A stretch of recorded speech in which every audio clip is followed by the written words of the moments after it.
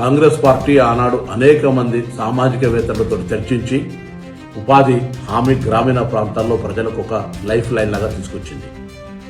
Bharatiya Janata party ఎన్నికల ఎజెండాలో దాన్ని ఇంకా పట్టణాలకు కూడా విస్తరిస్తామని చెప్పి ఈరోజు దానికి సంబంధించి పేరు మార్చడం ద్వారా రాక్షస ఆనందం పొందే ప్రయత్నం చేస్తూ ఉంది. అదేవిధంగా పని దినాలకు సంబంధించి పెంచినట్టే పెంచుతూ రాష్ట్రాల మీద భారం వేసే ప్రయత్నం చేస్తూ ఉంది. అన్నీ కలుపుకొని మహాత్మా గాంధీ రోజ్గార్ యోజనకు పేరు మార్చి విబిజీ రామ్జీ అని పేరు పెట్టడం వల్ల ఏం జరుగుతుందో అర్థం కావడం లేదు. ఇది పూర్తిగా గాంధీ గారిని అవమానపరిచినట్టు. జాతి పితను ఇప్పటికే గాడ్సే వారసులుగా మీకు ఒక పేరుంది. ఇంత పెద్ద కార్యక్రమం గ్రామీణ ప్రాంతాల్లో జరిగే విధంగా ఉపాధి పేదలకు ఒక అవకాశంగా ఉన్న ఈ కార్యక్రమం రూపురేఖలు మార్చడం ద్వారా, పేర్లు మార్చడం ద్వారా రాక్షసానందం పొందుతూ ఉన్నది కావచ్చు.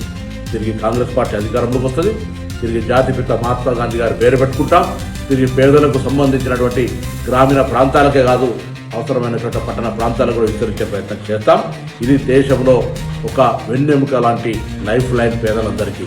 అటువంటి పథకం పట్ల దోబూచలాట ఆడద్దని కోరుతూ, ఇది రాజ్యాంగానికి సంబంధించినటువంటి, అంటే మహాత్మా గాంధీ గారి పేరు తొలగించడం అంటే ఇది దేశ ప్రజలను అవమానపరిచినట్టే అనేటువంటి మాట సందర్భంగా తెలియజేస్తూ, దీనిపైన మహాత్మా గాంధీ గారి అభిమానులు ఈ భారతీయ జనతా పార్టీ కుట్రను గమనించాలని సందర్భంగా